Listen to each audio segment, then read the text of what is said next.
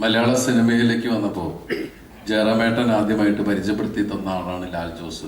ലാൽ ജോസിന് മാത്രമേ ഇങ്ങനെ പരസ്യമായിട്ട് തന്നെ പറയാനുള്ളൊരു ആവതുള്ളൂ. ഞങ്ങൾ തമ്മിൽ തല്ലിയ തന്നെയാണ് സിനിമകൾ ചെയ്യാറ്.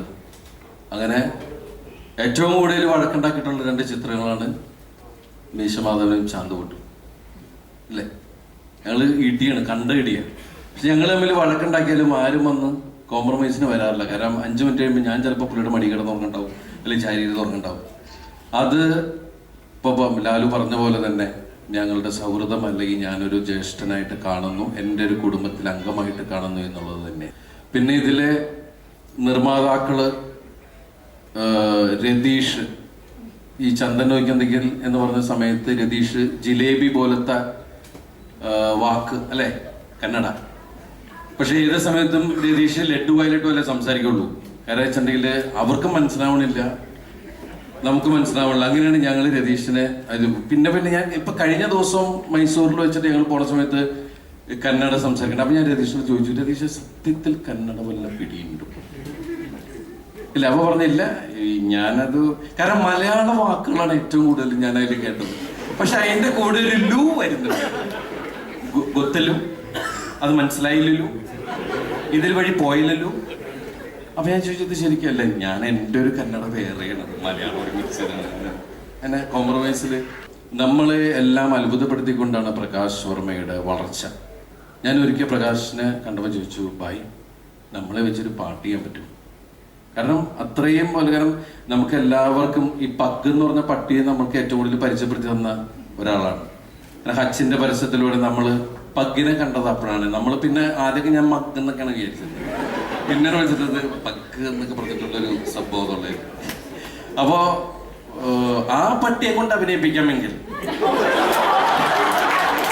പോലത്തെ ഒരാള് ഞാൻ നോക്കിയല്ലേ അല്ലേ. പിന്നെ ലാലു പറഞ്ഞത് ഇത്തിരി കടും ഇതായി പോയി. ലാലു കഴിഞ്ഞ ദിവസം എന്നെ സൺറൈസിന് വെളുപ്പാകാലത്ത് വിളിച്ചുകൊണ്ട് 3:30 മണിക്ക് 4 മണിക്കട്ടെ. എന്നിട്ട് എൻ്റെ അടുത്ത് ചോദിക്കാണ്, നീ ഇതുപോലുള്ള സൂര്യൻ വരണ കണ്ടിട്ടുണ്ടോന്ന്. ഞാൻ പറഞ്ഞു, ഒരു സൺസെറ്റ് ഞാൻ വിടാറില്ല, 2 വരെ പോലെ തന്നെയാണ്. നമ്മൾ റിവേഴ്സ് അടിയുള്ളൂ. ഇതൊന്നും ടെലികാസ്റ്റ് ചെയ്യരുത് കേട്ടോ.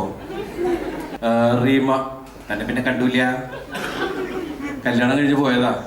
പിന്നെ പാട്ടിന് കണ്ടു റീമ. ഞങ്ങളെയൊക്കെ വന്നപ്പോ കണ്ടില്ലേ, എന്നെയും മുരളീനെയും ഞങ്ങൾ ഒരുമിച്ച് ഞങ്ങളുടെ പേരായിട്ട് അഭിനയിച്ച ആള് നമ്മൾ അറിയില്ല.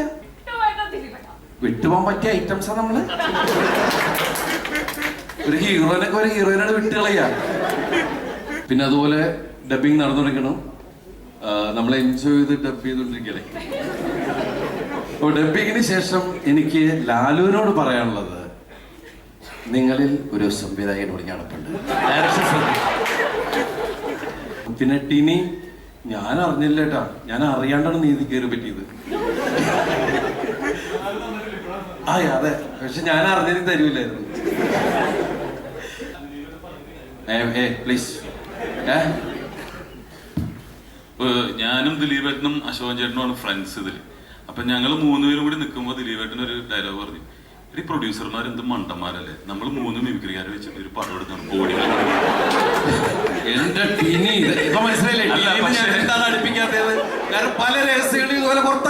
പക്ഷേ തമാശയായിട്ട് മാത്രം കരുതിയാൽ മതി. അതിപ്പോ പറഞ്ഞെന്നുള്ളൂ. തീർച്ചയായിട്ടും ഇതൊരു വിജയ ചിത്രം തന്നെയായിരിക്കും. കോടികൾ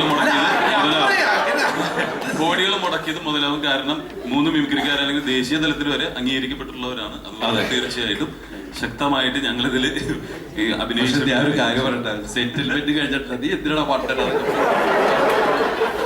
കാര്യം എന്താ പോകും. എന്താണെങ്കിലും ഈ സിനിമ അതുപോലെ ഇവിടെ ഒരു കമ്മ്യൂണിസ്റ്റുകാരനുണ്ടായിരുന്നില്ല സമരം ചെയ്യാൻ. നല്ല ഹ്യൂമർ സെൻസ് നമുക്ക് ഏറ്റവും ഇഷ്ടപ്പെട്ട ഒരാളാണ്. അപ്പൊ ഞാൻ പറയുന്നത്, അവൻ നമ്മളുടെ സിനിമയില് ഏത് സിനിമയിൽ സീരിയസ് ആയിട്ട് പറഞ്ഞാലോ, അവൻ മറ്റേ പിടികിട്ട പുള്ളി അങ്ങനത്തെ ഉള്ള വേഷമൊക്കെ ആയിട്ട് ഒരു സിനിമയില് മോഷ്ടാവായിട്ട്. ഇപ്പൊ എന്താ സംബന്ധിച്ച നാട്ടിൽ എന്ത് പ്രശ്നമുണ്ടെങ്കിലും അവന്റെ ലുക്ക് കൊണ്ട് അവനെ പിടിച്ചോണ്ട് പോലെ എല്ലാ കേസിലും.